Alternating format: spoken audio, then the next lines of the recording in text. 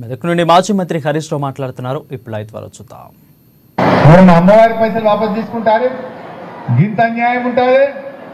మనం వచ్చినాక 7 రూపాయల అభివృద్ధి జరిగిందా లేదా? దినదినాభివృద్ధి జరిగింది.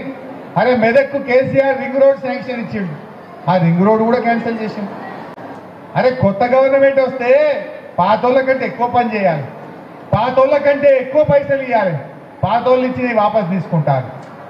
మరి వాపసు తీసుకున్న వీళ్ళకి బుద్ధి చెప్పాలన్నా వద్దా? దయచేసి మీరు ఆలోచన చేయండి. నేను మా కార్యకర్తలు ఇంత శ్రద్ధగా ఇంత ఓపిగా మా అక్క చెల్లెల కళ్ళల్లో చూస్తుంటే నాకు నమ్మకం కలుగుతున్నది.